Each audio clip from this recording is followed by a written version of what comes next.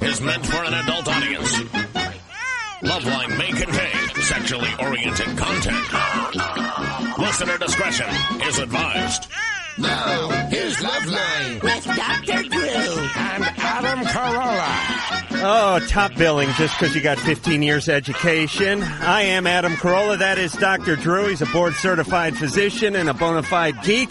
Let me give you the phone numbers. 1-800-LOVE-191. For those of you who are dyslexic, that is 1-800-568-3191. And the fax is 310-854-4455. And before we go to the phones... Yes. Because we are going to the phones very quickly tonight. I'm going to get to talk here. Go ahead. Yeah, but be quiet for now. All right. I got a little present for Dr. Drew. No way. He's been nagging me for 2 weeks, and here it is.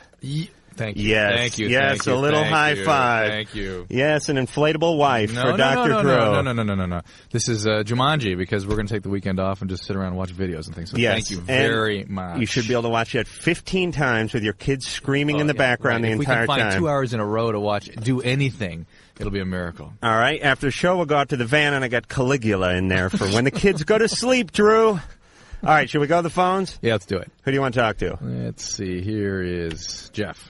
Jeff, what's up? Hey, guys. How you doing tonight? Good. Okay, here's my problem. I'm going to try to be succinct with you here. Good.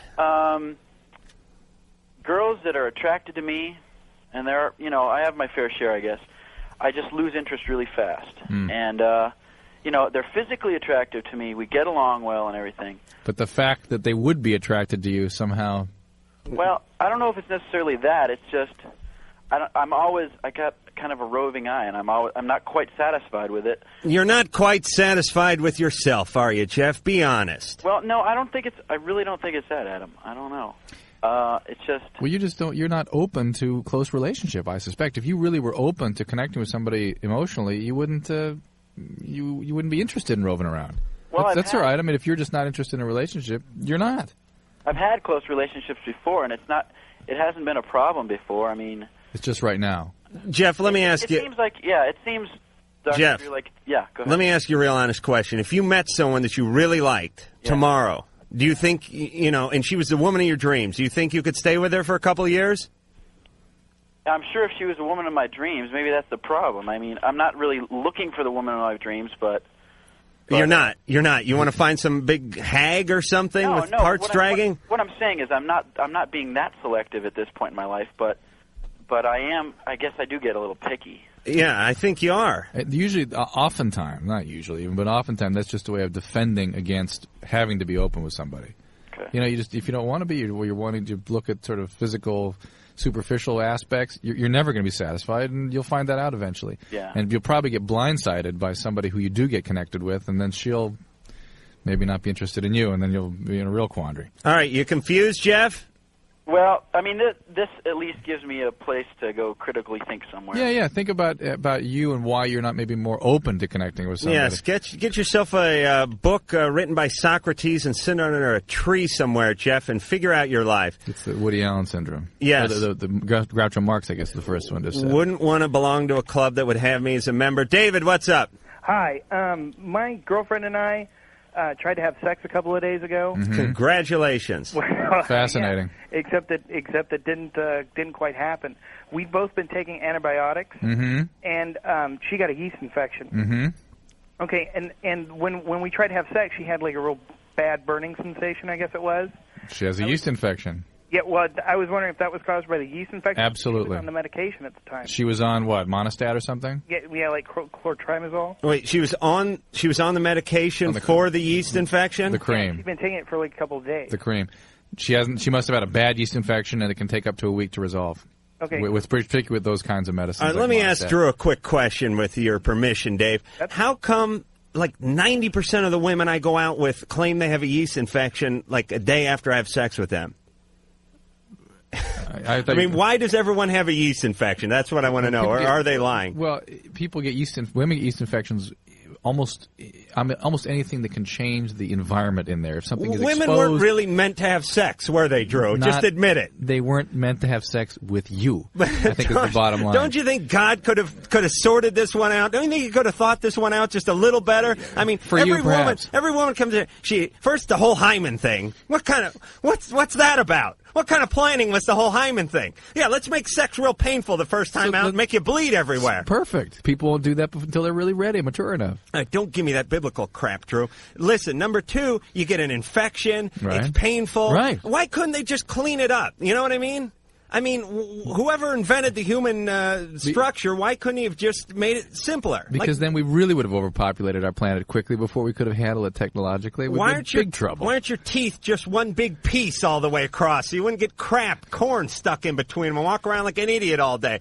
All right, David, I think that answers your question. Give her another 5 days or so of the medication, and that should be fine. If she still has pain after that, get her looked at, because God knows could be some other kind of vaginal infection, okay? Okay, can I ask one more question? Real quick, hang on a second, though, but that's my point with you, is that you might be distributing some other kind of infection around, and what they think is a yeast infection may not be a yeast infection. So wear a condom, for Christ's sake. Yeah, okay, Pops. Yeah, what's your question? My other question was, when I was going to school, my roommate had a yeast infection he got from his girlfriend. On the skin of the penis? Yeah, I guess. The whole front of his underwear, when I saw him in his underwear, it looked like he peed his pants every day. And I was wondering how prevalent is that? I had it once. Did you? Yeah. Is there a good chance of my catching that from my girlfriend? Do I need to wait? It's actually pretty uncommon. And I suspect your roommate didn't have yeast infection, because why would he be leaking whatever he was getting a discharge or whatever? I mean, I didn't ask. That has nothing to do with. I didn't want to go that far. I think your roommate may have had a drinking problem, is what you're trying to say. The yeast infection causes a sort of a red rash on the skin of the penis. It's very uncommon in men. Adam's an uncommon kind of guy. And any infection will go away as soon as you go to the pharmacist and shell out $30.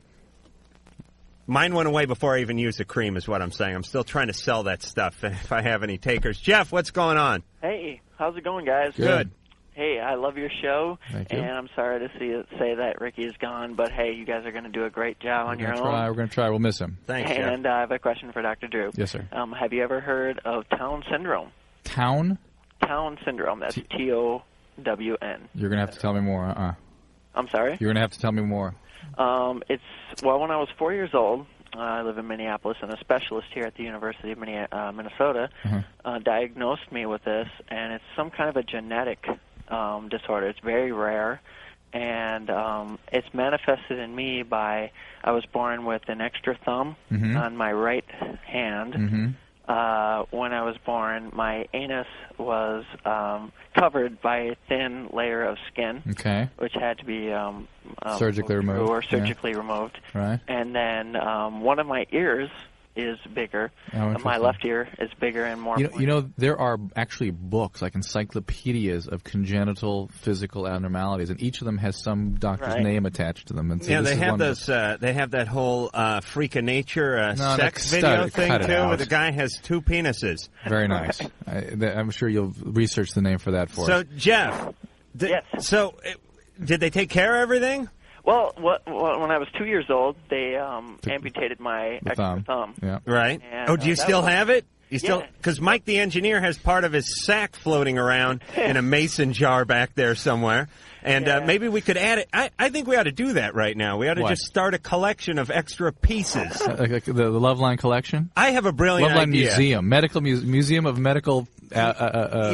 Drew's Believe It or Not. Yeah, we started like a macabre museum in the basement of Westwood 1. And here's what we do, Drew. Seriously. I have an idea. All right. Jeff, hang with me. I'm holding my breath. It's a brilliant idea. Oh, yeah. I swear to God I come up with one of these a year, and this is it. All right. I'm with you. We have all the people with the Town syndrome. Okay. With the skin. And all the stuff they had removed, scraped off, or came off in an accident somehow. And we have them clean it up and send it in. Yeah. Then it's like a Toys for Tots situation. No, I'm serious here. We hand these pieces out to all the freaked out 14-year-olds who want to get something pierced. There you go. That way they don't hurt themselves, but they can actually have the experience of tattooing, like they could tattoo Jeff's extra thumb. Or they could put like a bone through it, right, Jeff? Right on. No, they'd make some kind of necklace out of it and wear it then, though. Thumbs for tots. I suppose that's better than piercing themselves. It really is. My main question was, if I can interrupt. Yes, I'm sorry, Jeff. Would there be any, long-term effects? Have you ever heard of any kind of a disorder like this? Or, do you have? I'm just throwing out, the kinds of developmental abnormalities associated, say, with developmental problems of the ear. Do you have any kidney problems? No, I don't. Do you have any other urogenital problems? My younger sister, actually, who has a part of this syndrome, has had major kidney problems. You understand the reason I'm asking that question is that the ear, it turns out, and the kidneys tend to develop simultaneously, and abnormalities of one tend to be associated with abnormalities of the other. So you get wax in your kidneys? You get blocked both. Okay. So that would be one thing, and I since I've never heard of this syndrome, it's hard for me to judge that it would have any kind of real significant. Real rare. And which you know what the musculoskeletal manifestations and skin manifestations are. What you're worried about is any other organ systems involved as a result. Right. If anything else could be, because this is a real rare study. Right. I don't know, if anything else could be involved. I would be most concerned with checking your urogenital tract. Okay. You function normally otherwise? You have no other problems? Yep, I'm totally healthy. Yeah, then it's highly unlikely that it's going to be associated with anything else. Okay? All right, Jeff. Good luck. Good luck, and go back to that specialist. What's he asking you for, Drew? Like, you know what Down syndrome is. I mean, you're a doctor, all right. I don't mean to criticize, but I'd go back to the guy in Minneapolis. Janice. Yes. What's going on?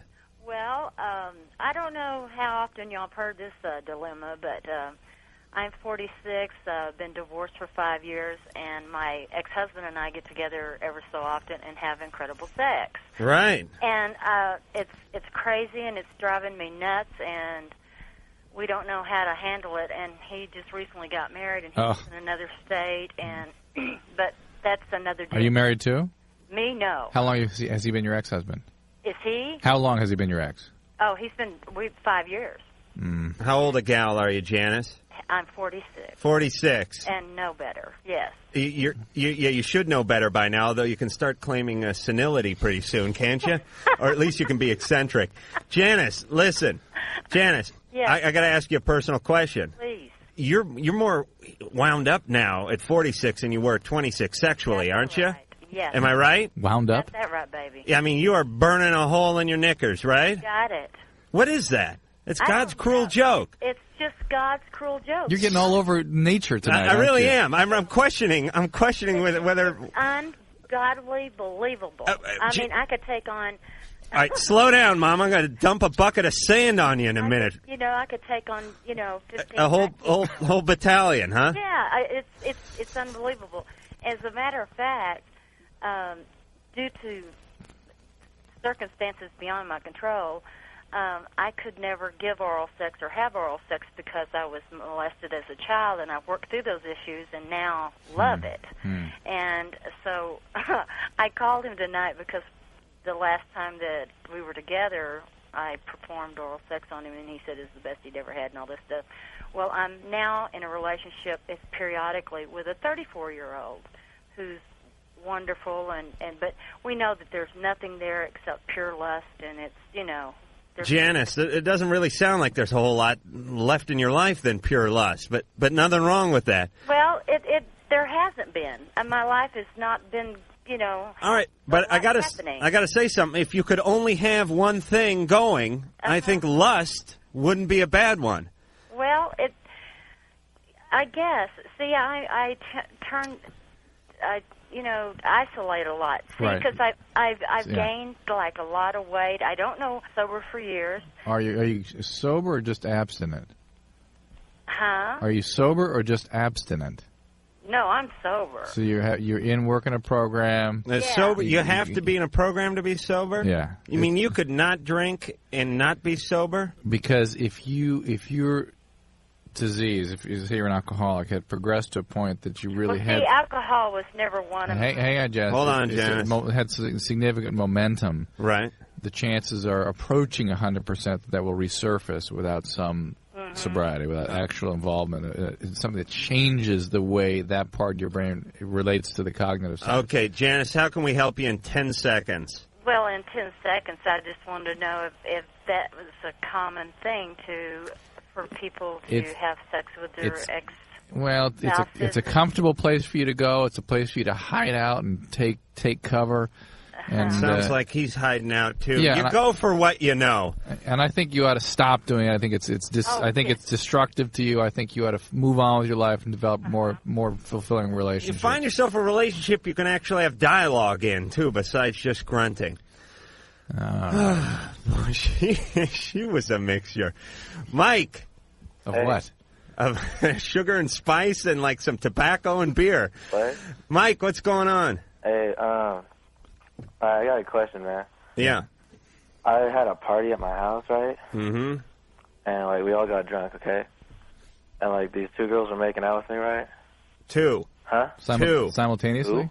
Two of them were making out with you. Two. Okay. They were really drunk. Yeah. Wonderful. And, like, they're, like, fighting over who gets to, like, take me in my room, right? Yeah, it's got to be rough. No, like, you don't know what happened after, though. See, like, the winner turned out to be a virgin. And, like after she woke up or whatever, like, she kind of passed out. Like, and then, like, she was, like, screaming and stuff, right? Right. Wait a minute, Mike. You're leaving out the part where you finessed her out of her jeans and got on top of her. No, she was all over me, though. Yeah, and then she passed out. Yeah, after we're done. Okay, so she was all over you. You had sex with the virgin. Yeah. Who won the arm wrestling competition? So you could drag Mike to the love den. Yeah, basically. All right. You de-virginized her. She woke up screaming because she realized what you'd done to her, or what she'd done to herself. Yeah, and then like everybody started calling rape on me or something like that. Oh, how old is she? She's 16. What state are you in? Grade am I in? What state are you in? State, California. I'm in San Diego. You know, in California, there is a law that if you have sex with somebody who's intoxicated, you could be considered. But I was intoxicated too. I understand, but I'm not. I don't know if this is a law that apparently has not been well tested. At least it just started in 1995. No, but she wasn't calling rape. All of her friends were. Well, what? She was screaming like that, and she like didn't know what was going on or whatever. And they like heard it from outside the door. Yeah, no, they came in. No, like she wasn't. Yeah, she like woke up, right, and everybody came in and they're all rape, all this, and like all the guys there like kicked my ass and everything. Oh gosh. And then and now she won't even like talk to me at all. Do you like her? Yeah. Yeah, I mean, Mike actually sounds like he has a conscience. I think he does. And he also I wouldn't have done that if I would have known that this would have happened after. I mean, the big lesson here is none of you would have done anything like that had you not been loaded. Absolutely. Okay, so there's the lesson in all this. Yeah. The other thing is how to deal with the repercussions. I mean, it sounds like you really like this girl. I do. He sounds connected with her. He sounds remorseful. He's guilty. Okay, I'm going to give him the answer then. Mike? Yeah? All right, you sound like an upright guy, and you sound pretty sincere. This was last weekend, right? Yeah. All right, so she's had, 5 days to kind of cool off? You got her phone number? Mm-hmm. Why don't we call her? Oh. We could straighten her right out.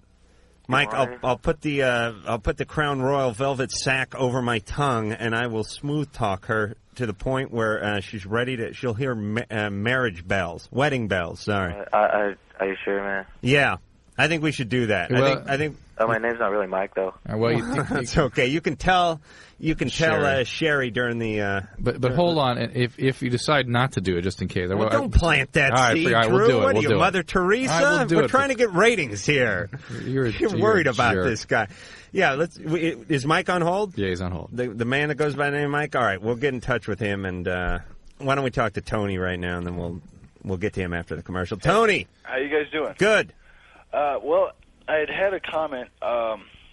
But somebody brought up the subject of Down syndrome. Yeah. And I guess I was wondering if, I have 6 nipples and an extra vertebrae, and I was wondering if that could be related to the same thing. No, that would not be that, but that could be there could be some other syndrome that some other doctor's name is attached to, associated with that, but those are both fairly common kinds of aberrations from normal. I mean, they're called supernumerary nipples. They go right in a line down like the way dogs have them, and they look like moles, really, right? Really? What's the extra vertebrae do for you? Well, it's more of a pain than anything. Is it low back? Yeah. Yeah, and that's common too. So. Okay, because I'd really never heard of it. It is? Before. Yeah. How many vertebra do you have? Tony, what other question do you have? How many do you have, Drew? 5 in the lumbar spine. So. All right, Smarty. I'm going to check that later. Well, I had another comment about a show you'd had about 2, maybe 3 weeks ago about piercings. Yeah. And one of you had said that people with major piercings, like the tongue or genital piercings, must have had some sort of adverse sexual experience. No. I didn't say must, and didn't even say sexual experience. What I have said was, and I still contend this is true, that people that do this kind of aggressive piercing tend to be people who have been through some kind of abuse in childhood, often sexual abuse, and this is sort of a way of mastering the kind of sense that they were being violated by just doing it themselves. Or people that just plain have too much nipple on their chest. We'll be back after this. Call Loveline, 1-800-LOVE-191. The phone call is free. The advice is free. Then it's up to you. Loveline, we'll be right back.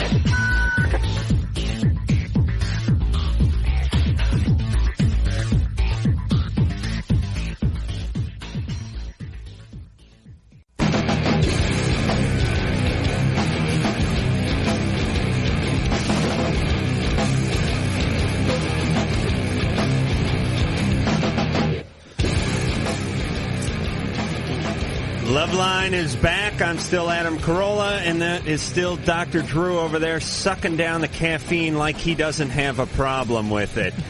When we last left off, we had Mike, or so he called himself, and he had himself a little episode last weekend at a party he threw where a couple of gals arm wrestled to get him into bed. Everybody was loaded. Everyone was loaded. He had sex with someone who was a virgin at the time, and when she came to, she was screaming her brains out. Now everyone's crying rape. Mike is upset. Mike likes Erica. Mike likes Erica. Mike wants to have a relationship with Erica. Mark wouldn't have done this if he weren't loaded. Erica wouldn't have done this if she hadn't been loaded. Well, let's not paint Mike like a saint just yet, because the jury is still out on Mike. Am I right, Mike? Yeah. You're an okay guy, but you're not a great guy. No. Okay. Well, if I was a great guy, I wouldn't have done that. Right? Oh, look at him, but he knows it. All right, Mike, I'm trying to hate you, but I can't. All right. All right, Mike, we're going to talk to Erica, okay? Oh, she's on? Yeah, we're going to get this whole thing straightened up. Erica? Yeah. What's going on? Well, a big mistake happened, and I didn't think he knew what was going on. Are you pretty pissed at him? I didn't. Yeah. So because he was supposed to be my friend. Was the story he told accurate? Pretty much, yeah. So how much had you been drinking? A lot. So you were essentially blacked out. Yes. And there's no way you would have had sex with him otherwise. No. And you were just friends up until then? Yeah. Not well. Huh? Yeah, Mike, go ahead and defend yourself once in a while, because I just want the facts. Actually, this has kind of happened before. With Erica? Yeah. What happened? Well, it's kind of like a pattern almost. I mean, right, Erica? And I want her to back me up or whatever. The two of you had a pattern like this? Well, like we get drunk and we kind of do this sometimes. And so this not go all the way. We just like this one went too far. Drunk and then we'll start just making out, right, or whatever. That true, Erica? Just once, but after that I told him I wanted to be friends, and then it was cool with that, and then Yeah, but what did he do? I mean, did he slip a Mickey into your high C, or did you drink, Erica? I did. And Mike, were you handing her the beer or what? She asked to come. Like that was like the whole point of like we go out to drink. All right. So like, that's the problem. I didn't like force it in her mouth or something. Let me just. I'm going to take this in a little bit different. Not till later. Direction, real quick. Yeah. Nice, Adam. Do either of you have alcoholism in your family? My parents drink a lot. Erica, yeah, I don't know, Mike, your history well, but Erica, to be a blackout drunk by 16 is really. Actually, this is. She's only done it a couple times. Look, this is my second time. Erica, to be a blackout drunk by the age of 16 is highly suggestive of alcoholism. And this may be just the first in a series of serious consequences that you suffer as a result of that illness. And it's really the alcohol that's the ultimate culprit in all this, because neither one of you would have done this had either of you been sober. And the question here is not who was sober, but who was more sober. Mike kind of knew what was going on, so he was the responsible guy. Both of you were under the influence of drugs. Here's the thing. He asked many other times for this, and I was like, no, I'm your friend. Okay. I'm like, no. Okay. Let me summarize here. Other times too. All right. Mike has feelings for Erica. Erica, you just look at him as a friend, and not even as that anymore. Am I right? Yes. All right, you feel taken advantage of, and you're pissed off, and about half of that piss should be at yourself because this happened once before. You're going to a party, you're drinking, and Mike is there, and I mean, you put 2 and 2 together, and you get Mike. Erica, it's fortunate because Mike sounds like he really likes you. Mike says he really likes you. You think you can forgive him, Erica? Well, eventually? Well, yeah. Say by the time he's in college? But he really likes her. Erica, he wants to have a relationship with you. Mike, apologize. I just want to be friends. All right, you're just going to be friends. Mike, she's not into you that way. Because we do have fun together, but there's nothing more. Okay, Mike, real quick, apologize to Erica and tell her this is never going to happen again and you'll just remain friends. Sorry, this is never going to happen again. Wait a minute, Mike, on your knees, pal. Mike, this guy acting worse than Ed Begley Jr. over here. Mike, give him some. Come on, put something behind this one. What are you talking about? Some real emotion, some heartfelt emotion. You're trying to keep Erica as a friend. Is she important as a friend? Yeah, she is. Well, then act like it. All right. Go. I'm sorry. I would have never done that if I would have known any of this would happen, or I just wouldn't have done it if I was sober enough because I am your friend. But you doing all that, All right, now you're rambling like a madman, Mike. Erica, was that okay? Yeah. Can you find it in your heart to forgive him? I know this is something that shouldn't be taken lightly, and we don't want to make light of it, but taken lightly. What? It's not being taken lightly. I think you guys have to really look seriously with your use of substances, too. I mean, I think this is very serious business. Oh, yes, I have looked at this very... All right. But I hope you guys can still be friends. Be sober and do daytime activities with Mike. Thanks for both. See you guys. Bye-bye. Good luck, Mike. Bye, Erica. Bye. You all right? Yeah. All right, see you later. Oh, Drew, that was compassionate of you. I think you handled that real well.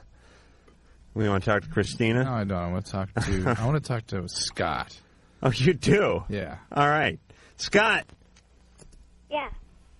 Hey, Adam. Hey, Dr. Drew. Hey, Scott. Oh, that's it. I'm stifled from here on in. Yeah. How old are you, Scott? 10. 10. Talking to a 10-year-old on this show is like having sex and having the crucifix slide off the wall and bang you on the head. It's really going to screw my rhythm up, Scott. Scott, come on. What's going on? I have this girlfriend, and I just came down from Oregon, and I got her a present. And when she went to Hawaii, she got me a present, and I've only asked her out twice, but Where'd you go on your date? To the theaters. What'd you see? Legitimate theater or to the movies? To the movie. Okay. Yeah, what'd you see? 3 Wishes. Aw, what the hell is that? Oh. If Drew doesn't know what it is and it's for kids, it doesn't exist. What is it? What's 3 Wishes? We got to remember, I'm looking at the 5 and under movies. Right. I'm looking at the 40 and older. Yeah?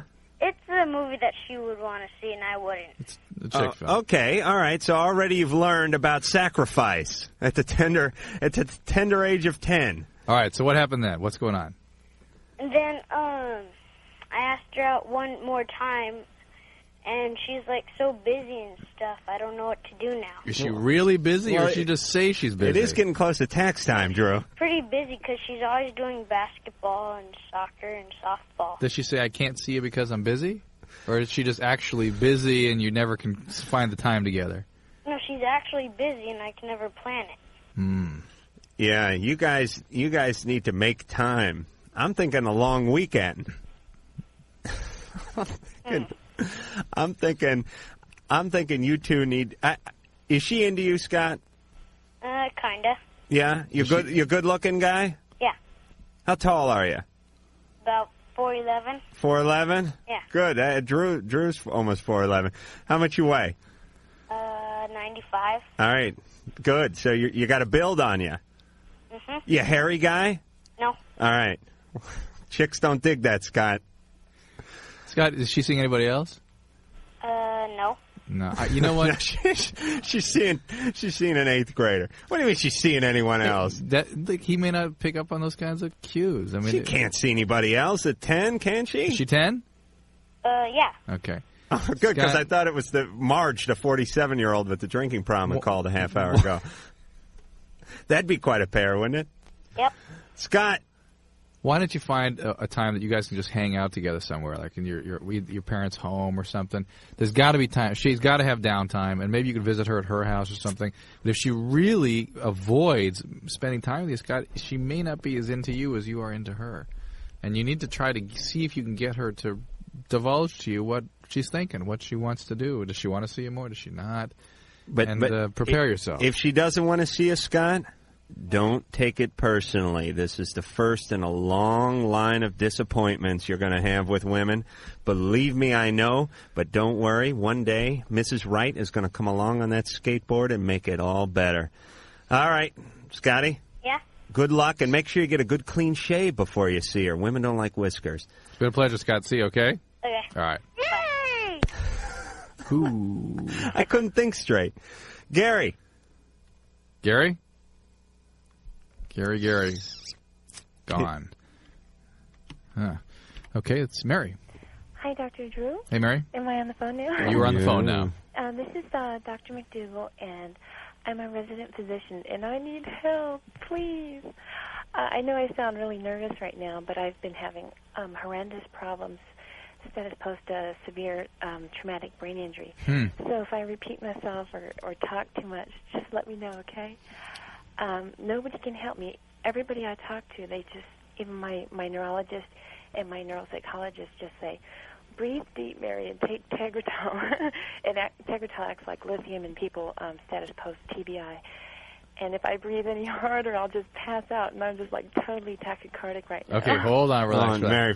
First of all, Drew's crapping a brick over here because finally he's got someone smarter than him on the phone who could uncover. You know, he keeps a very thin veneer of smartness. This Drew over here. Now someone who can finally call him on it. Mary, first we'll get to your problem in just 10 seconds. But is Drew doing a good job? Does he know what he's talking about? Yeah. I mean, I only started listening kind of last night because I really wanted to get through last night, and I never got through, and I was just trying to figure out the fax number, too, and you guys never say your phone number often enough, especially for people with, like, learning disabilities. With memory problems, huh? Huh? Memory problems. Yeah. Let me. All right. She's not going to criticize me, Adam. Sure. This is not going to be your night of triumph. I'm sorry. Mary, you had, what, a motor vehicle accident or something? Yeah, my truck flipped over. And, you had a car accident. accident. And I was in a coma. You had a brain contusion, subdural, what happened? Yeah, a ton of contusions. Brain contusion. And how long ago was the accident? I'm sorry, what? How long ago was the accident? A year. How long were you in a coma? 2 weeks. And so, do you have clairvoyant power or anything now? And so you've been through rehab, you've been through the neuropsychology thing. Like 6 months of rehab. Okay. All right. Are you left with any peripheral neurologic manifestations? Any lateralizing problems? A little bit, but I'll talk about that later. Are you practicing medicine still? Currently, I go to my residency like a couple days a week. And what is your residency in? Huh? What is your residency in? Radiology. Hopefully nobody knows. Okay. So it sounds like the majority of the manifestations that remain with you are some mood lability, memory problems, that sort of thing? Yeah. Okay. Totally. And now what is your question for us? Now, we time is... Oh, you want to put her on hold because I really don't know what to do. I mean, I don't know whether to masturbate or read a book. But I'm strangely attracted to Mary. Have a goodness. We can set you up with her. Well, why don't we go to a commercial? We'll put Mary on hold, and we'll figure out this whole coma thing because I'm thinking about trying it. We'll be back in a minute. Loveline has returned, and so have I, Adam Carolla, and my good pal, Dr.Drew, over here. Let me give the numbers out one more time since Mary complained, and maybe she was right. Phone numbers, 1-800-LOVE-191. That number again, 1-800-568-3191. And the fax number, if you want to fax us, and maybe we'll read some a little later on in the show, 310-854 844-55, and when we last left off, we were talking to Mary, who's 31, a radiologist, who's brilliant, who's a doctor. Had a head injury a year ago. Was in a coma for 2 weeks. Do you have a seizure disorder now, too? Is that what the Tegretol is for? No, the Tegretol is to for the mood. like lithium to control my manic Your mood. emotions. Were you bipolar before this happened? No. So it's left you with a lot of mood instability and a lot of... Not really. Let me just go on and tell you what's been going on. You're not this way all the time, though, are you, Mary? No, just lately. Just like in the past, like since I started driving anyway. I've been breathing deep this whole time. All right, here you go. Now's your chance. What actually can we help you with? Since I started driving, that part of my brain woke up too. And I started driving right before Christmas. And so I was dressing up and wearing makeup, which I've never done, trying to seduce my husband. And it's always been, I'm too tired, leave me alone. No. So on New Year's Eve, I said, Charles, if I need something more from you, if you can't give me a little tonight, I'll know if you're doing it out of coercion. So I won't want it if you approach me out of coercion. Right. So let me summarize here. You wanted I'm trying some. to give this in a nutshell. Right. You wanted some sex from your husband Charles, right? Yeah. But you didn't want him to do it just because you put on some makeup and minced about in a teddy. You wanted him to do it because he wanted to. Because he wanted to. Like I'd like to do stuff to you. And Drew soon wanting to do things to you, even though he's married, claims to be happy. So anyways, that was New Year's Eve. And I said, if you can't do this for me, I'll find a married man because I value our marriage and I hold it sacred. And I'll find a married man who values his marriage also and will keep things top secret. And you know what he said? What? Nothing. Are you sure this guy was your husband? Yeah. And so what happened? So I ended up going out by myself, and I had already found a babysitter for our little 20-month-old. And I said, hey, let's go out and party. And so anyways, he didn't want to go because he was too tired. So anyways, I drove by myself to be with some friends in Newport. And it's scary for me to drive at night, especially on this road. Mary, what happened? Uh-huh. What happened?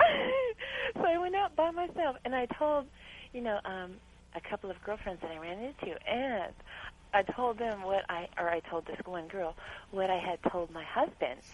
And I didn't realize it at the time, but some of my girlfriends that I've told this to, they think that I'm probably going to try to hit on their husbands, which I would never do, never approach a husband. All right. But, Mary, we got to get to it. Did you find a guy? Did you get down? No. All right. You didn't? But Oh, what kind of payoff is that? But here's the deal. I got the boot. I'm out of the house. You're out of the house? Your husband kicked you out? Well, I'm still here right now. But he wants you out. Yeah. And Can you... But let me just tell you real quick the rest of the story. She's laughing and telling this terrible story. I kind of lost track of what I was saying. Okay, listen, Mary, here's the deal.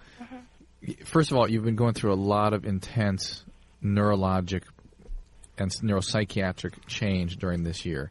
It must be difficult on your husband. Half the time, he must not know whether or not it's going to be some behavior manifesting from your brain injury or your mania or what. I realize that. And you do sound at least hypomanic right now. And those kinds of grandiose sort of actions are pretty manic, right? And you maybe valproic acid would be better than Tegretol for you or something. I mean, you need to talk to a psychiatrist about this. I would hope your husband would hang in with you. I would hope you would go see and seek some professional help before he would make a decision. Well, that's what I've been doing. But with him. And that's what we're doing tomorrow. Okay, great. But there's these behaviors sound out of context. They don't sound like they're sort of the way you would have otherwise behaved. And I suspect it is the affect or mood instability caused by the head injury that you had. Okay? That could be true. All right. Mary, take care. Let us know how it goes, all right? Okay, thanks. All right. Wow. That was one of the weirder calls I've ever heard on this show. She was she should have a perfume named after her called like Nutty Brain or something, I mean, because she's like has all this energy and everything. She sounds real vivacious and everything, and then she sounds kind of nutty at the same time, but then she's real smart at the same time. Right. It's like it'd be like dating it'd be like having a harem in one dress. Harem in a dress. Wait a minute, harem in a can. I got a lot of ideas. Susie. Yeah? What's going on? Not much. What's the matter, Suze? I'm having some problems. Okay, I have this tendency to go after guys that this has happened with every single guy that I've ever met through my cousin. I meet them, la-di-da, I get to know them, they're nice, I like them, they like me. We'll go out a couple times, and we'll start to hook up and get together, and then I don't want to have anything to do with them. It's not that I lose interest, because then I know, because like a couple of them right now, they have girlfriends, and I'll see them together, and I'll be thinking to myself, oh, that could be me, and I'll get really depressed. So I know there's like jealousy there, so I miss them. But all right, how many dates do you go out with these guys before you lose interest? When is the lose interest date? Because we all know, we all have been on that date where it's like there's the lose interest date. First date, great. Second date, great. Uh-oh. Here comes the lose interest date. I don't know where it hits. Somewhere between like dinner and dessert, or somewhere between like the movie and the ride home. But there's that point where you somehow get hit. It's like something drops on you, like a big wet disinterest blanket, and all of a sudden something snaps in your brain, and you go. You're looking for Ann to back you up. She's got a blank on. Anne's nodding her head. And you. I can't hear you. I can't hear a damn thing. Yeah, I totally agree. It's weird. I don't know. It's after you've gotten to know them a little bit, and then things in their personality come out, and you go, this is not right at all. Right. Or they like look at you over dinner and go, don't you just hate the Jews? They'll make one comment and forget it. It's over. No, well, it's sometimes just the fact that, I'll think they're good looking or something, or that'll be the first thing that obviously attracts me to them. But then when I get to know them, there's no more mystery. It's like I know them, and maybe there's not that much to know there. But Susie, I always think this kind of comes back to you. Of course it does. All right, so it's like at 4.5. But the point is we always dump it on the person. Yeah, I got rid of this person because she was too stupid, or he was too nerdy, or whatever it is. But it always sort of comes back to you, doesn't it, Drew? I mean, don't you think so? Of course, either the kinds of choices she's making and whom she chooses to go out with in the first place, or her willingness to open up, or the way she, is projecting things onto people, or, there's many, many reasons why people aren't able to establish a relationship, or why they get into situations with people they shouldn't be in with in the first place. Susie, you tell me if you do this, and Ann, you can chime in too, although I know you're not listening, and happily married too. But, Ann, I haven't said anything you've missed yet, so you can listen from here on. All I'm saying is this. I'll go out with someone they'll just be like the cat's pajamas for like the first week, and then I'll get my team of lawyers and start building a case. Like, I'll have guys working around the clock coming up with reasons why I shouldn't go out with this person, or why we're not right for each other, and it's like this whole sort of build a case thing. Do girls do that? Ann, you get into that? No. You don't? No, we're not looking. She has an epiphany. It's just like now. It's an emotive thing. Just boom. You don't go out with a guy. Why do you build a case against them? All I'm saying is you're afraid of commitment. Right. Let's say, yeah, all right, but I'm mature enough to admit it. All right, good. All I'm saying is you go out with a guy. Right. You really like the guy, and it's like, I think guys do this maybe more than women, but it's like the fourth or fifth date, and you really like them, and now you start like nitpicking at some point. Maybe the way they dressed, or maybe like you get I didn't notice that mole right there. Right, the one just under the scrotum there. I hadn't seen that. All right, Ann, we know where you're at. We're going back to the phone. We need a break right now. Oh, we do? We need a break. That's why Mike's frantically gesturing over there. All right, we'll be back with more Loveline right after this.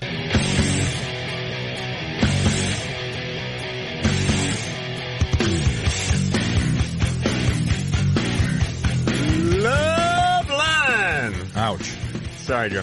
Let me give the phone number out. 1-800-LOVE-191. 1-800-568-3191. I am Adam Carolla. That is Dr. Drew. Here is the fax number, 310-854-4455. And this is Jacob. Did I do that right? Hey, Jacob, what's up? I was thinking about getting a tattoo on my schlong, and I was wondering if there's any side effects or anything that could happen. Yeah, I mean, they could make a mistake, I suppose. There could be infection. What do you want? What do you want to get on there? A fly. A fly? Good, yeah. So I could tell a chick to blow it off. Oh, you are all class, Jacob. Jacob, are you serious? Yeah, serious. I've already got one tattoo, and I'm thinking about another one. So... you have one on your penis already? No, one on my arm. But Jacob, what are you going to do? Just walk around the bar with your dork swinging around, yelling, "Blow it off"? No. I mean, here's the catch-22 to the tattoo, to the clever tattoo on the penis. By the time you coax some girl to see it, you're probably getting a blowjob anyway. I mean, I've never got... Or at least the chance would be higher that you're not going to if you get us to that point and there's a tattoo there. Yeah, I'll tell you what's going to end up happening is you're going to get so much dust on your penis, they're going to have to blow it off, Jacob. Maybe that's what I should guess at. Jacob. Yeah? Here is the deal. I've never not had a blowjob because I didn't have a tattoo on my penis. Oh, well, know, all right, twice. Make it more interesting, huh? Yeah, but what are you interested in, like novelty sex, or do you just want the blowjob? A little of both. I think he's pulling our chain, Drew. I think he's going to do whatever he's going to do. Wow, we've been reading Nietzsche or something. Oh wait, we got to go to a break here. No, we don't. We got to. What do we got? I have no idea. This is military time. We got a minute. Let's go, Mike. Hello. What's going on? Make it fast. All right, I'll make it quick. There's this girl that I've been seeing. Yes. Right? Yes. I'm like crazy mad in love with her, but I was talking to her today. She's talking about a little problem she was having with her, I don't know, some sort of disease or something. Right. Yeah, so anyhow. She's got the plague.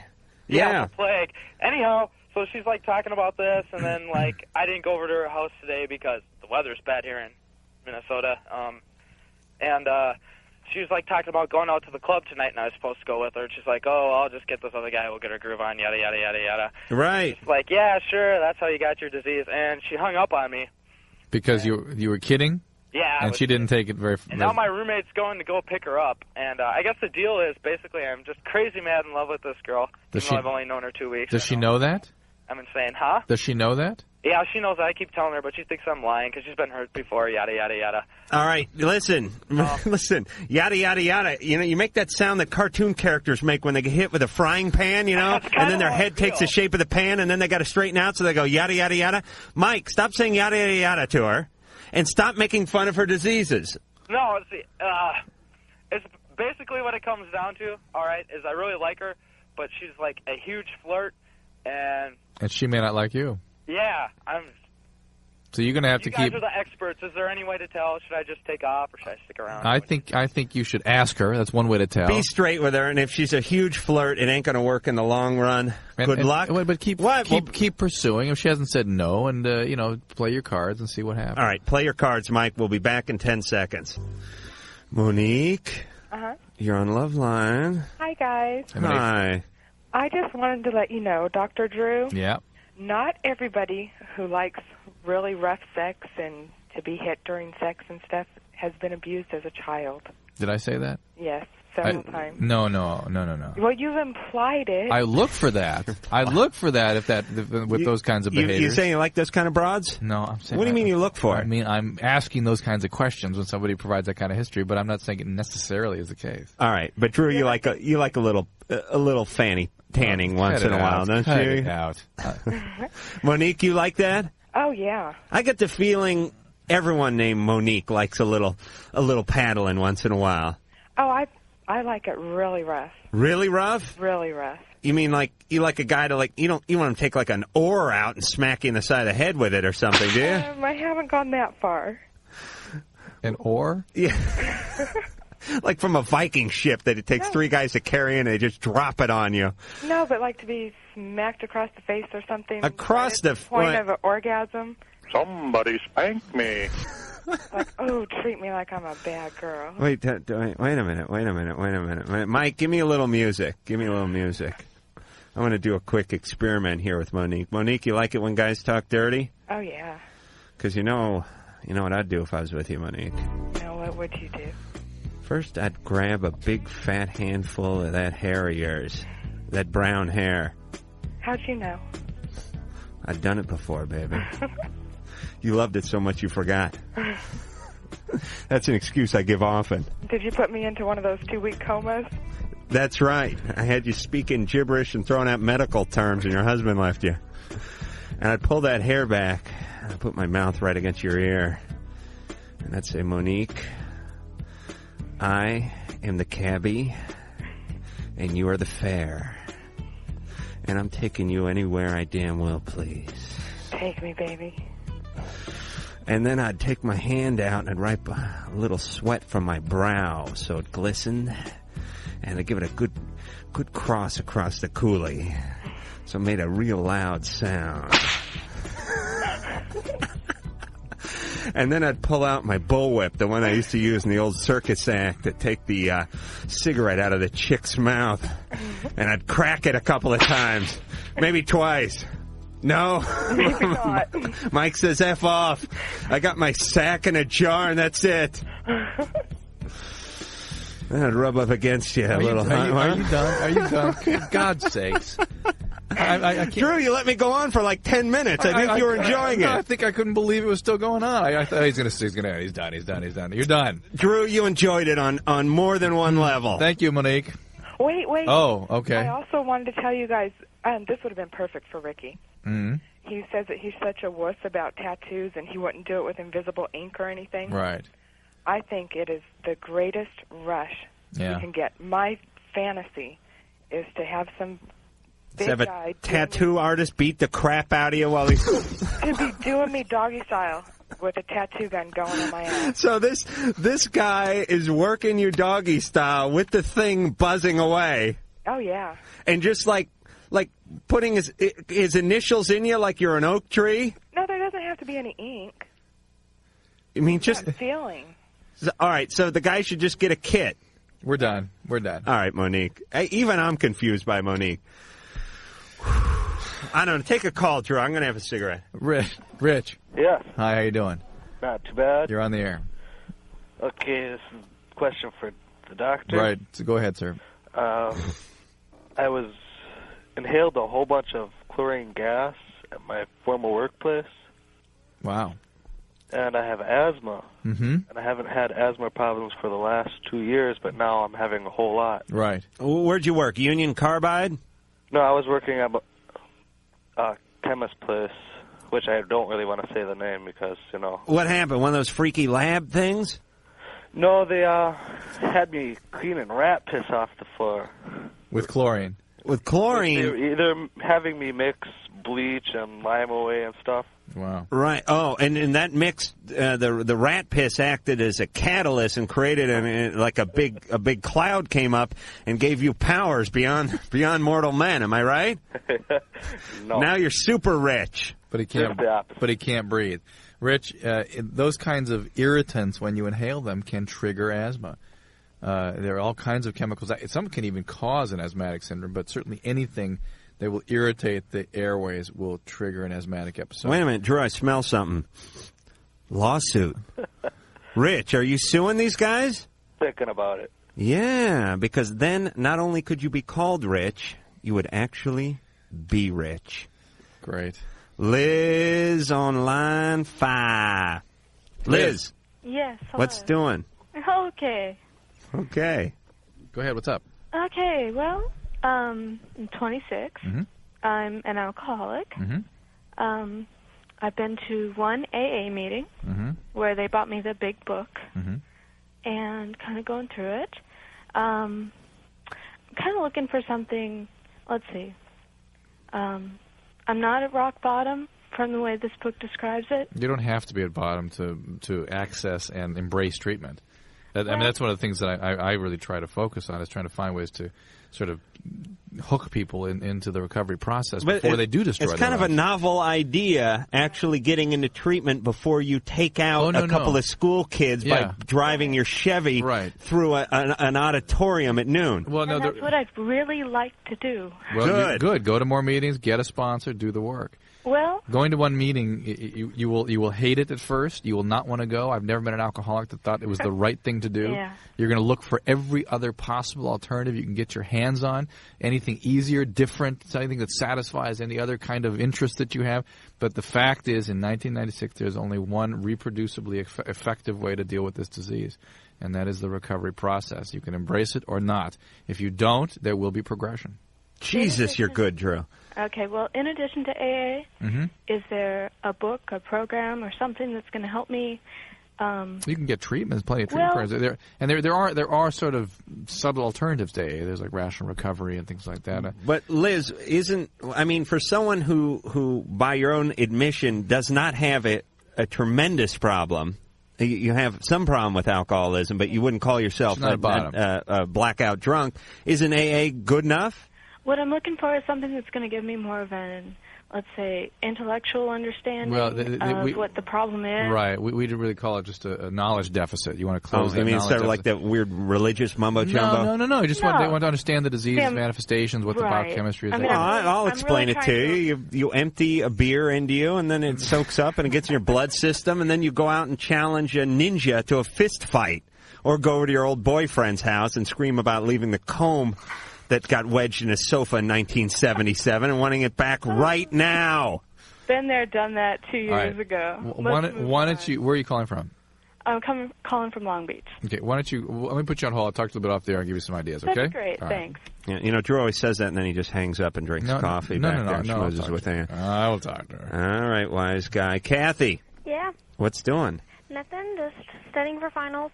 Yeah. Ooh, it's that time, huh? It is. Oh, yeah. Yep, it's that time. Reminds me of my I used to be automatically junior high day. Stop. I used to be automatically on that schedule. I get like nervous around end of semester time. Really? Yeah. I get that way when football season ends. Cut it out. Kathy, what's up? Well, I work with this girl, and she's 18, and I'm going to be 18 next month. And for my birthday, in fact, I've worked with her for about a year, and I've worked for about 2 years. And we work and we talk a lot, and we have a lot in common, and guys and stuff. And then one day I told her, I said, "Hey," I said, "I'm going to kiss you, Megan." And I said, I'm going to do it. And she didn't believe me, and she just like kind of played it off, and she thought I was kidding. And I said, "Well, Megan, wouldn't you do it?" And she said, "You'd have to get me drunk." Well, for my birthday, that's what I want. I don't care if I have to get her drunk. I don't care if I have to do whatever I need to do, put her on acid. I don't care.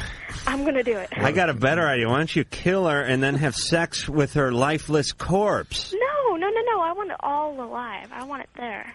That's her only objection to the killing part. If we could like plug some 220 into her and get her flopping around for 10 minutes, Kathy, do it. Kathy. What? This is your goal? This is my goal. To get some chick you work with loaded and plant one on her? Well, no, I don't want to get her loaded, but if that's what it takes. Well, what does she think of you? I don't know. We have a lot in common, and, we've gotten screwed over by guys so many times. We're just, like, sick of it, and we're just, like, and so we start talking about girls. Is this just some kind of an expression of your intimate feelings for her, or is this really an intent for a lesbian relationship? No. I've wanted to like a girl before, and I've wanted to kiss a girl, but I've never done it because there's nobody I've really actually been attracted to. Their tongues are extra soft, Kathy. Kathy. Yeah? Stick your tongue out for a second. Okay. All right. Are you touching it? Okay. Are you touching it? Uh-huh. Say something. You're touching it? Yes, I am. Okay, that's what a girl's tongue feels like. You understand? Yeah. Okay, I won't get you to touch any other stuff right now. I happen to like women, and I'm all for women enjoying women, and I don't know why, but it seems like a healthy thing to do. On the other hand, you're pretty young. I don't know how people get burnt out. You're 17, and it's like, oh, I've been through the men. No, I've had it up to here with guys and their shenanigans. You're 17. Just for right now, I am. I think she really is just experimenting and expressing some. No. No, but listen, you sound like you really have some intense feelings for this girl. I do. And this is how you want to express them. And you're not saying you want to have sex with her, are you? Well, I don't know. I mean, if it came to that, I guess I would. But I don't know. That'd be too fast. You got her phone number? Her phone number? Yes. Yeah. All right. I'm putting the Crown Royal velvet sack on my tongue again, and I'm going to work this thing out just like we worked it out for Mike and Erica. All right? We're going to put you on hold, Kathy. We're going to get her number, and we're going to set you guys up for a weekend you'll never forget. And now we're going to talk to Steven. Steven! Hi. Hey. How you guys doing out there? We couldn't be better. I'm in Minnesota. It is freezing cold. I bet. Really? It was cold here, too. It was about 60. Yeah. There's 3. Oh, you look. I had to put a bathrobe on to get the paper this morning. I usually just go out nude. I had to put 5,000 pieces of clothing on to go out and hack the door apart off my car to get an inch of ice off. That would suck. And you know what? Steven, crowbar to open it. I am the laziest man alive. Like, don't move out here then. I sleep in my socks because I don't want to deal with putting them on the next morning. You know what I'm saying? I think so. If one time I dropped a thing of spaghetti, and I actually rationalized that I should let it dry so it would be easier to clean up. That way it would be dry and I could just sweep it up. And I let it. One big piece. No, not one big piece. I capsized a whole bowl of linguine in my bathroom, and I let it sit there for 3 weeks. Wait a minute. What was it? What were you doing with linguine in your bathroom? I like to move around when I eat. I don't just sit in front of the TV. Oh, Steven, smoking a little pot tonight? Who, me? Yes. I did earlier. You certainly did. You know what? With the wind chill factor, you're getting good at the laugh thing. You got it. In Montana, South Dakota today, 87 below. Right, nice. 87 well, that's a little bit below. Your nuts would just spot weld to your thigh immediately if you open the front door. Steven, what did you want though? What's your problem? I just wanted to know you guys' views. See, we have this little delinquency at school. We have this problem in science sometimes about who's better, men or women. And I was just wondering what you guys' views on that. Like, who do you think is genetically better or God made better? Are you guys are you actually studying this? Are you like looking no, we just have this conversation. This is amongst the students. Amongst the students. Yeah, amongst the students. Well, let's build a case. Your teacher's not getting involved with this. No, he's not there most of the time. Well, it depends what you're using as a parameter of genetic superiority. Women live longer. But maybe it's because they don't have as much stress in their life. Because men accomplish more. No, women live longer. Short period. Women live longer. They finish everything in. All right, Steven. Let's all right. We're gonna figure this out. What do you want to take the woman's side? Well, let's just build it. women live longer, and Steve, I accept your contention that maybe it's because of what men do in their life that there's added stress and whatnot. I thought that was my contention. Women go through childbearing, which most men would not survive. A single delivery. What are you going to do, push it out of your ass? Of course we're not going to survive. We got no womb. It would kill you. God created the woman. He made her have all the pain, and the guy just, sits around. He doesn't have to squirt a big 3-inch, 4-inch... Yeah, but what about the emotional pain that goes along with being a man? And what about that whole prostate thing? Oh, yeah. Emotional. Guys don't get as emotional as women. They don't. Men are kind of clueless about the emotional world, in fact. And when you see a woman, when you get married and women have children, Tim Allen's got the man down pretty good. Yeah, but it will baffle you the way women are able to connect emotionally with children and raise them and stuff. And I think it's pretty obvious. What? That women are superior. Well, but now, thanks, Ann. I mean, seriously, and you're saying stress. Women are just as stressed now. Hey, I'm just saying. In my We're life, out in the world working. Well, but that has not been expressed yet in terms of measuring life expectancy. In other words, women's involvement in the workplace is a relatively new thing on a large-scale basis, and we'll see if that gets expressed as a shortened life expectancy. Probably. But I tell you, childbearing and child rearing is as stressful as anything. Well, let's hold on, Ann. First off, I think the vibrator scrambled your brain, so I'm not going to listen to you anymore. Okay, go We ahead. have Mike the hermaphrodite over there with half a nut. Mike, what do you think? Men or women? Mike is a lot of man. Look at him. He's got a beard and a gut, and he's happy as he can be. Why does there have to be a better sex? Yeah, Just why can't we all just get along? Can't we all just get along Thank one you, at Mike. a time? All right, maybe he's right. I tend to think women are better, too. Oh. I really do. Let me tell you, if women were running this country, it might be better because guys got this testosterone. Right. All right, Steven.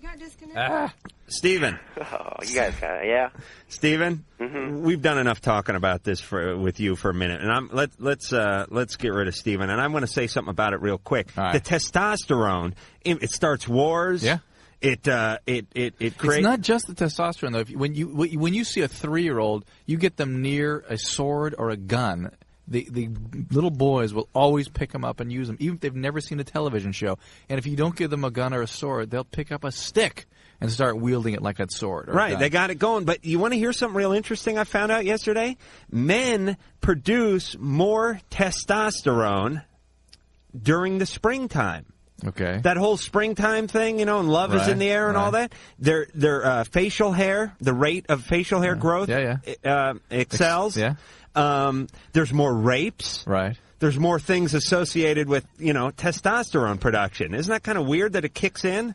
No, I mean it's a lot of things cycle with the seasons. The longer days, the quit light, acting the heat. like you knew it. You're no, surprised. I didn't know that, but I know that moods are improved in that time, and that can be associated with elevated libido and things like that. So what's your point? I have no idea. I didn't think you had I'm a looking point. forward to spring. So I can get some. All right, so let's talk to Maureen. No, wait a minute. What's going on with Kathy? And we'll get to Kathy. There's somebody. Oh, she's talking to her. All right. Maureen. Yeah. All right, feel honored. Drew wanted Kathy, but I wanted you. Don't disappoint me. Thanks. What's going on? I just had a question for, I guess, anybody who wants to answer it. I've been dating a guy for about a year now, and we have sex frequently, and I've never achieved, like, an internal orgasm. Right. What's an internal orgasm? You mean you're always doing it in the park? What? What is an internal orgasm? Let me just finish here. Okay, like a clitoral orgasm, like, right? No problem, right? Right. And how is that? How do you achieve that? Huh? How do you achieve that? How? How are you able to do that? Is that a bizarre question? No. How is it you were able to do that?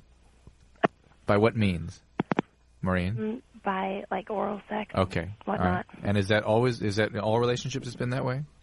Hmm? And you've never had an orgasm during intercourse?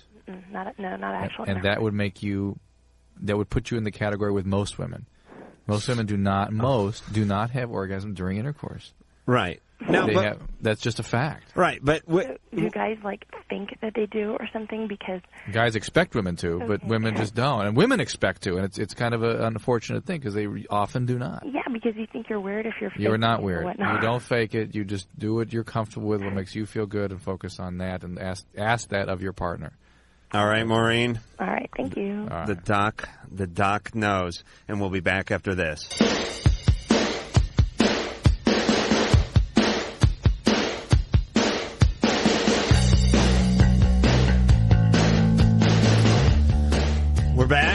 We're back on Loveline. I'm back. I'm Adam Carolla. He's back. He's Dr. Drew. The phones are up and running at 1-800-LOVE-191. That's 1-800-568-3191.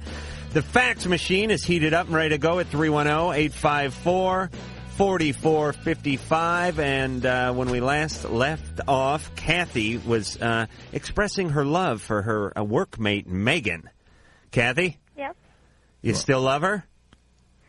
Yeah, I do. I find her very attractive. She's like somebody, I think the only person that I've ever liked as a girl, but I've always, like, wanted to do something. Right. And we have her. So you do? We're going to get Megan, and we're going to put you two together, and we're going to make a little love connection. Megan? Yeah. What do you think? No way. Megan? No, you know I was just joking, Kathy. Megan. Oh, Megan. No, because, like, people at our school, they think I'm a lesbian. Right. And, like, me and Kathy always joke about it. Let's not disappoint them. No way. Oh, come on, Megan. You know what you told me. Would you tell me? It might as well come true. Megan? I mean, I'm not saying anything like, all I just wanted to do was kiss you, mainly. But, Mainly. If it came to anything else, I would. Megan? Nope, I've never touched a girl. Megan? I know you haven't, but I'm just saying. Megan? You're saying, would I? Oh, Megan's mom. Is that your mom in the background? Huh? Megan? Yeah? This is Adam. Uh-huh. You have no interest in women? Nope. You have as much interest in women as Scott the engineer back at K-Rock? Yeah. I don't know if you got that reference or not. I show affection towards, like, my friends and stuff and, like, hugging them and kiss them, but I don't, like, find them, like, sexually attractive or anything. But not that I would want you to do anything you didn't want to do unless I really wanted you to do it. No. But if you had, like, let's say a couple of glasses of red wine. She's 17, right? All right, one glass of red wine, and Kathy came up and sort of rubbed your neck a little bit and, started talking about how evil men were and how dangerous penis could be. That wouldn't do anything? No. So that's it, Megan. Nothing. No. Hey, Kathy, can you accept that? Yeah, I guess. I mean, look. I mean, I don't want her to be mad at me at work or anything. Are you okay, Megan? Yeah. I mean, she's still. I think. I won't say anything. I mean, there's like. Well, it's not a matter of saying anything. She really cherishes your friendship, and that's the most important thing to her. Really, I think the bottom line is this is just an expression of how warm her feelings are for you, and for her, it comes out in kind of this physical way. Whether or not she's lesbian, she's not even clear about that. But for you, she has these very intense feelings, and they sort of come out in a physical way. Kathy, you like her as a person, or are you just trying to get in her pants? Oh, no, I love her as a person. She's, like, always there for me. We talk, and, she's really nice. And well, I'm trying to build the case that you guys don't change your relationship. I mean, you kind of dipped in here and pushed the envelope a little bit, and it's not going to go that way. And I just hope she's not mad at me. That's the point. Rather than you guys running in different directions because you're frightened about what's come out here, that you remain friends and you keep going in your relationship in the manner you had. Megan, you okay? Well, I just want to know if she's serious about what she said, because I always thought she was joking too. No. I told you, and you said Kathy is not a joker. I said you said the only way I could do that is get you drunk. All right, Megan. So next time a girl comes up to you and tells you she wants to put her tongue in your mouth, don't tell her when I get loaded. You understand? So here's a lesson for everyone here. And Kathy, be cool around her at work. I will. She will. I'll be the same. All right. And Megan, don't get weird. Okay. And keep your mind open. Good night, ladies. Sorry, Megan. Hang in there, Megan. Poor Kathy. You all right? I guess. I just hope it doesn't change. Well, it sounds like she's going to be kind of scared of you. It sounds like it frightens her. So you just got to kind of be reassuring, keep hanging in there as her friend, and make the boundaries real clear. You're not going to step over them. You're not going to attack her or something. I never planned to. Of course not. Yeah, and let me tell you a quick piece of experience here. When I first came on the show, Drew was eyeballing me pretty good, and I made it clear to him that I set certain boundaries, and he respected that. Yeah, I respect them. They held. All right, thanks, Kathy. Thank you. Bye-bye. Mark. Yes. What's doing? Well, the thing is, I've kind of fallen in love with a stripper. Yes. Okay, and fantastic. Okay, and the coincidence was that she was on the radio this morning on a dial-a-date. It was so strange. The same stripper was on a dial-a-date at our local radio station. Did they go out to one of the local strip clubs and recruit her? I don't know. I only caught like half of it, but I tried to get through so bad. No, wait a minute. Are you having a relationship with her? No, I mean, I have just I've only talked to her like the few times that I've... Okay, so wait a minute. You're stalking a stripper. No, not at all. I've just gone there, and she's just the most incredible woman I've ever seen in my life, and I'm not stalking her or anything, but... Is this a totally nude place or a topless place? This is a totally nude. Why is that important? Because this is radio, and I'm painting a vivid picture for the listeners. And besides, okay, Adam, check this out. Besides what? Yeah, talk to me because I dated a stripper. She's got dark black hair, straight black hair, incredible blue eyes, and she's got tattoos everywhere and leather. She's unbelievable, and and then I found out she's single because. Wait a minute, it kind of sounds like Ricky actually. She's got tattoos everywhere. She's single. Mm-hmm. But the thing is, I've got this girl that I'm really interested in that I'm spending $200 on Sunday when we're going out, and she's total opposite. This girl goes to an all-Christian college, and so I'm wondering if this is sort of normal or not, and what the hell I should do, Yeah, you sound a little confused, Mark. Let me tell you about strippers. And I may get some letters, but I don't care, because letters from strippers, even hate mail from strippers, is still a good thing in my book. Strippers are all just a little bit twisted. It takes it takes something wrong with you a little bit to get up and get naked and shake your ass around. I know because I lived with a stripper for 2 years. No. Yes. 2 years I lived with her. What can you say about guys that... You know how much money in singles that cost me? Every night stuffing those things into the crotch of her panties. If the strippers are a little bit twisted, what is it about the guys that live with them? It's got to be an exponential factor there. Let me explain. I don't even want to get into that story, but Mark. Mark, I would go out with the Catholic girl. Well, no, you were going to say what happened. What was your experience? You learned from experience that there's something wrong with them. I'll tell you what's wrong with them. I remember my dad is a shrink. God bless him. And I came home one day and I said, I didn't come over. I went over to his house and I said, Dad, I'm dating a stripper. And he said, that means something. which is the worst thing ever, because I wish he'd just taken a shoe and beaten me. But he just said, that means something. And I said, no, it doesn't. And he said, oh, yeah, it means something. And that's all he ever said. And then it took me 2 years to really find out what he meant. What did it mean? By that. It turned out not to be anything. He misunderstood me. It didn't mean anything. No, he wasn't even talking about it. No, it's just there's something. There's an attention thing going on when you're up on stage and you're doing a thing, and there's a weird man seductive thing, and so any man in that in the role of boyfriend, you become like an audience member who lives with them. Right. Do you guys think I mean, it's this Christian girl. She's really, she's cute and everything. She's really nice. And the thing is, she's like totally, conservative, and I'm really liberal. Is that going to be a huge problem?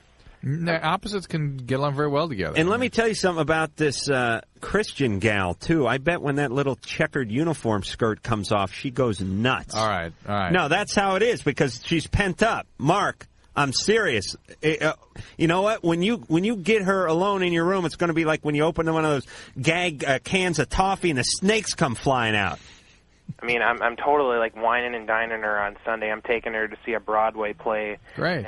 And I've only known her for a couple of weeks. Do you think that's another bad thing? Do you think I'm like going too fast? Yeah, Mark, I think you're tending to sort of. You're tending to ask too many questions, well, Mark. you're also tending to really dive into these relationships against your better judgment. You can't plan it out. You can't plan it out in advance. It's like skiing. Wait for it to snow and then go.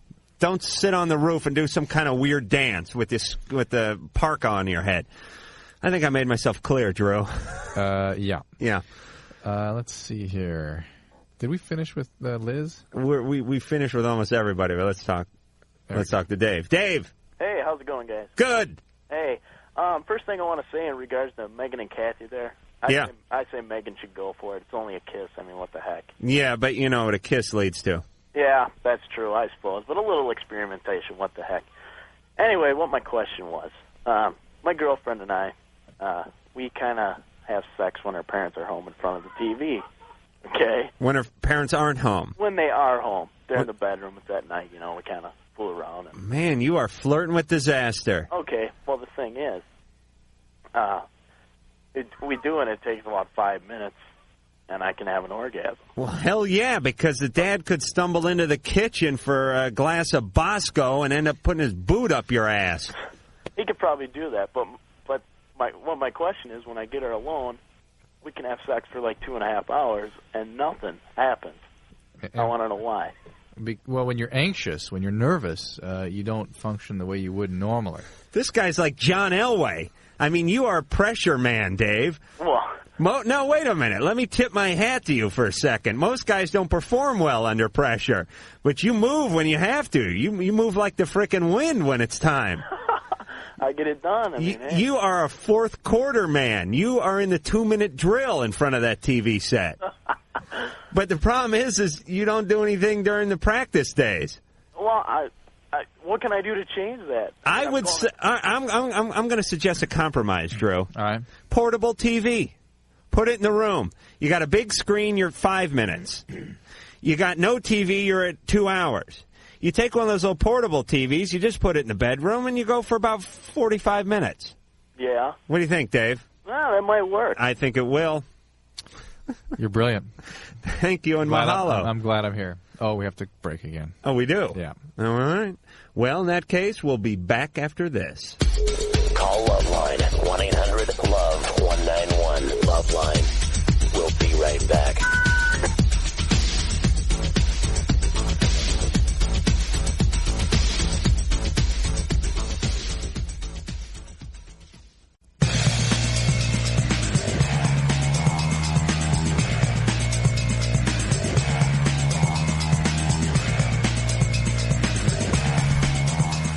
Loveline. I am Adam Carolla. That is Dr. Drew, a very handsome man.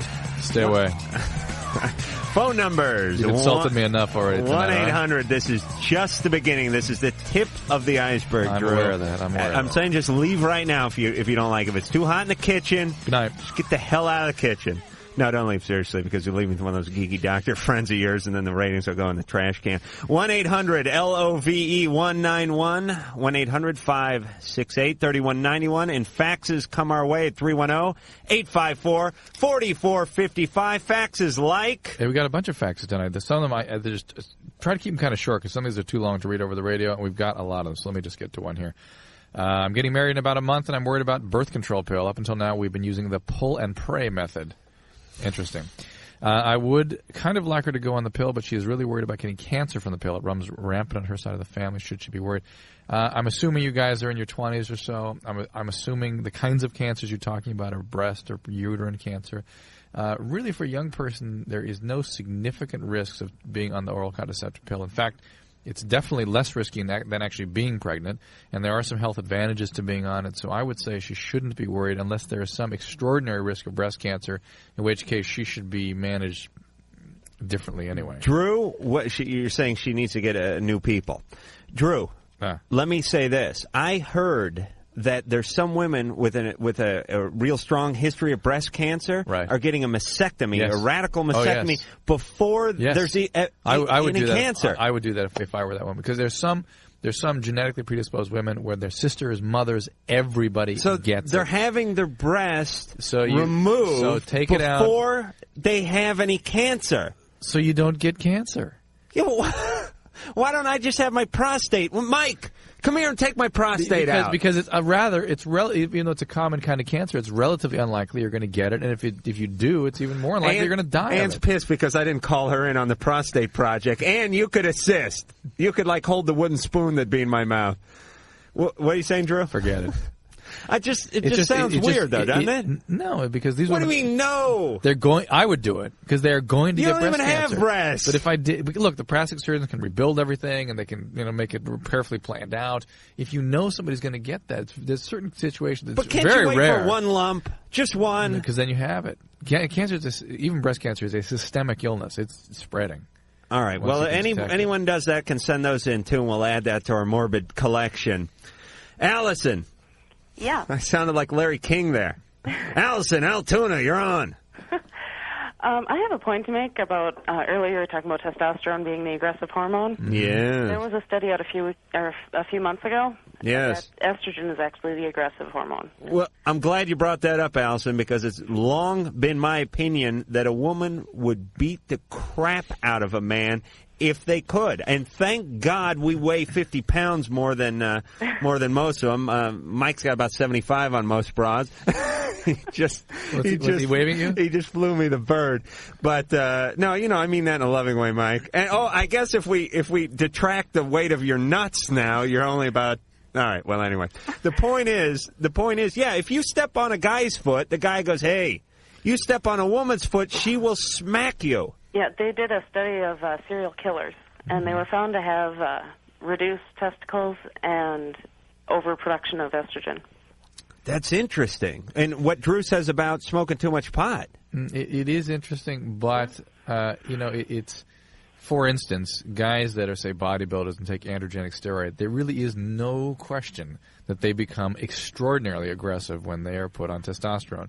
By the same token, you put men on estrogen for prostate cancer there or change their testosterone levels, it's not about causing aggression. Mm-hmm. Now, maybe the women respond or the men respond differently to lower testosterone. Who knows what all the variables are here, but you can prove almost anything you want with a study, and that kind of defies intuitive logic about what we know about testosterone. But I tend to agree with Allison that women are evil.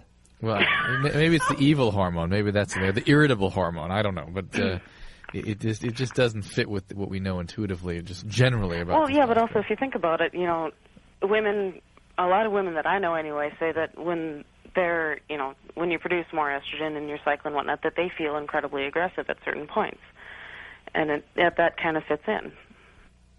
You could. I'm just thinking you make the case because when men receive excess testosterone, they do get converted to estrogen. They do produce too much estrogen. Maybe that's what's making them aggressive. So it's a point worthy of study. That's for sure. Interesting. Okay. Thanks a heap for bolstering my point about the evilness that women are.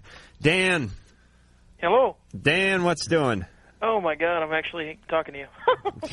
Well, sir. Don't get too excited, Dan. It's only me. No, not too much chance of that. First of all, I want to give you guys some feedback. Your show is great. Thank you. I've only been tuning in for a couple of weeks now because I had no idea you guys were on the air for like 11 years now. Yeah. Where are you calling from? In Woodland, California. Well, I don't know where that is. You know where Sacramento is. Okay, we haven't been on 11 years up there, that's for sure. No. Well, that could have something to do with it. We've been on like 4 months there, right? Yeah, right. Oh, well, cool. Then I haven't been out of the loop that long then. We'll be the judge of that, Dan. What's going on? Well, I had a question for Dr. Drew, but before I ask my question, I have another question. What kind of doctor is Drew? I'm an internist, internal medicine. Okay. And you're then not like a head doctor or shrink. No, I've run a department of medicine in a psychiatric hospital for many years, and I also run an addiction recovery program. Well, maybe you can give me some insight into this. I have a particular, what we'll call it a fetish. I like to, I'm heterosexual. I like to tickle girls. And that really gets me going. That means something. Nobody likes that. I mean... Nobody wants to be tickled? Right. No, because it's a pain in the ass. No, it's not. It's fun. Of course it is. It's a big fat distraction, even sexually. Like once in a while you get something sexually, and it tickles. I'm going to ask Ann to back me up on this one. Producer Ann. Beautiful, lovely, vivacious producer Ann. And Mike can jump in here. Big, hairy, ugly... engineer Mike. Sasquatch Mike. But seriously, once in a while, like I know, God love him, a woman once in a while will show some pity on me and actually do something for me sexually. And once in a while, if they get a little too into it, it tickles. Like something tickles. You know what I mean? Like oral sex, if they're really going to town and they're going all over. And I'm not just talking about the penis. All right. Well, I'm saying it tickles, and it's kind of it's a little distraction because you want to laugh, but on the other hand, you want to be Barry White. Right. What I think is more exciting is not an actual tickle, but a soft brush that actually kind of gives you goosebumps. It kind of tickles a little, but it's not a physical tickle. Like the hair, exactly. It tickles, but it's a gentle tickle. Right, like a very soft touch. Like if they stroked you, but just the nails of their hand touched you, or their hair just went like along the small of your back. Just the tips of your fingers. But if it was really like a big, like if it was like the Joker with a peacock feather, it would be distracting, right? Yes, definitely. All right, well, Dan, knock it off. You can't. Dan! You're going to have to find that person that is willing to tolerate this. But Dan, no one wants to have sex with Bozo the Clown with a whoopee cushion and a feather. No, it's not about putting on the clown wig and doing the... Now, good. There you go. No, it's just, I don't know, there's something, I mean, women, God bless them, have this mysterious beauty that captivates all us guys, right? They certainly do. And... above and beyond that, a woman's... But we don't want them to sit on a whoopee cushion, Dan. We want to make love. Don't make it about a thing. Dan, you can't find a woman that'll tolerate your tickle fetish, will you? I have the... Somebody's knocking at the door. Yeah, that's the neighbor. She's pissed. Dan went over there and gave her a little Gucci goo beforehand. Listen, somebody's actually at the door. Oh, okay. Dan, listen. Either date Charo, who seems to like to be tickled, or go cruise a novelty store and see if you can find yourself a nice woman. Thank you and mahalo. Kat. Hey. Hey. I've got this friend who I think she's really heavily into heroin. See, we're in a band, right? And so I think she's really getting heavily into like the whole heroin drug scene and stuff. I think her boyfriend's into it too. There's an interesting question for you. Does she paint her fingernails black? Huh? Does she paint her fingernails black? Sometimes, yeah. Because that's my threshold. My heroin addicts, when they relapse, they always start painting their fingernails black. Really? And there's no. So Joan Jett was into junk pretty good. I can't say that because you're painting your nails black, you are a heroin addict. Right, but the heroin addicts that I treat, when they relapse, always start painting their nails black. And they don't communicate with each other, and they don't say it's for any particular reason. It's just some behavior. Yeah, well, the thing is, see, her boyfriend's into it, too, so I'm afraid they're going to, pull a little Nancy Sponge and Sid Vicious kind of thing. Yeah, right. Drew has no idea what you're talking about, but I know. I think they're going to die. Yeah, the Sex Pistols? Yeah. Which is what happens to heroin addicts. They die. Yeah. So you want to know what to do? Yeah, because, I really can't talk to her because, I can't pretend like I'm the Virgin Mary here, I've had my share of drugs. Right, and when people are strung out, too, they come at you if you try to come at them, right? Well, it's defensiveness, She's just like, denial. You know, Yeah, all right. What? so pissed at me. 30 seconds, Drew. What should she do? Boy, you have to find some kind of leverage, and you have to gather the people that are important to her in her life, and all apply the same kind of pressure in the same direction, using the same leverage. The girls in my band, we've all tried to do that, and well, it's got to be. She's like, you're ganging up on me. Yeah, well, you are ganging up on her, but you've got to follow through. You've got to say, look, works. We are not willing. Right, you're trying to save a person's life, and you've got to say, we are not willing to be a part of your demise if this goes on. If you're going to maintain a relationship with us, you must get treatment, or else here's your bag. And her boyfriend's a jerk. She'll like, she'll be at practice. Her boyfriend will come over. Kat, I've treated a number of musicians, and I found the only people that ultimately get them into treatment are their record producers, who say, "Get your act together, or you're going back on the street." And that's usually what gets people.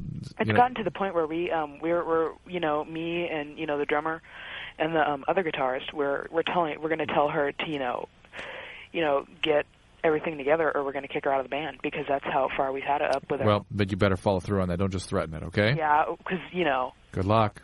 Yeah, do one of those should she do one of those intervention things, Drew? They're very expensive sometimes. What do you mean it's expensive? You just need a bunch of people in the six-pack. You wait in their living room and you ambush them. Well, that's part of it, but you actually have to rehearse it, and somebody knows what they're doing has to set it up. You have to write letters. You got to get some gay guy to walk around and go, people. No.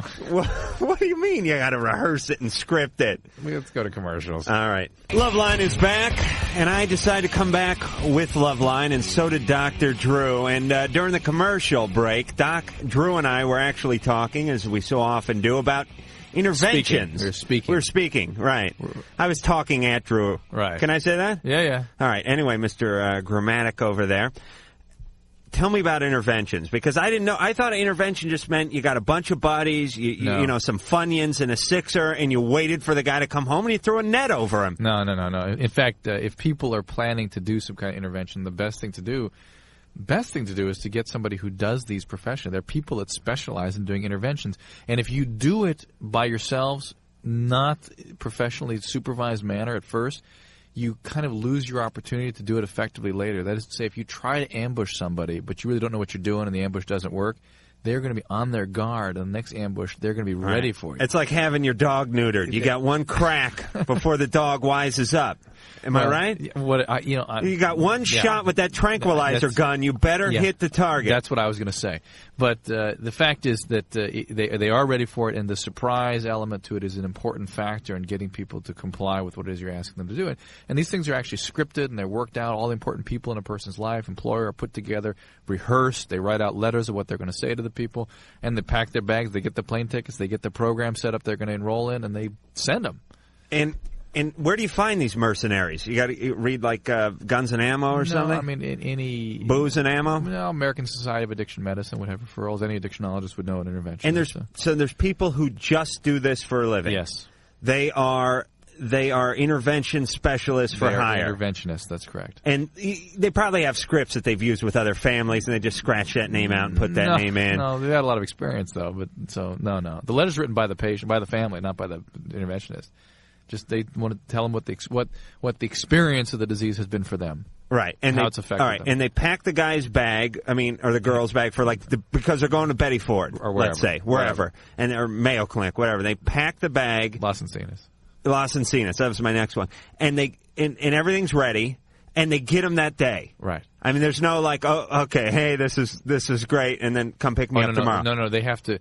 You have to keep immediately. You have to get them through the door into a program, because if they have any opportunity, if there's the slightest crack in that wall, they will dive through it. A drug addict, the brain of a drug addict is basically functioning like somebody who's trying to survive in the face of life-threatening adversity, because that's the way they feel. Yeah, a couple of friends planned a porn intervention with me once, but I ended up that wouldn't work. I ended up trading out a couple jugs and a few hustlers, and I got them out of there. So it worked out just fine. And nice. Speaking of out of there, I think we're out of here. We got to give the address to mail. Oh, we do, yeah. That address would be P.O. Box 4345, Hollywood, California, 90078. And the AOL, AOL, America Online, would be Love, LUV, 191 at AOL.com. Right. We'd like to thank engineer Mike. We'd like to thank the lovely producer Ann. We'd love to thank the lovely screener Sherry and the lovely screener Lisa. I'd like to thank my lovely self, Adam Carolla, and the lovely Dr. Drew, and we will be talking to you Sunday. Mahalo. So that's it then. The opinions expressed on Loveline by Adam Carolla, Dr. Drew, or anyone are not necessarily ours. Be happy. Be happy. Happy, happy, happy. Loveline's producer is Ann Wilkins. Thank you.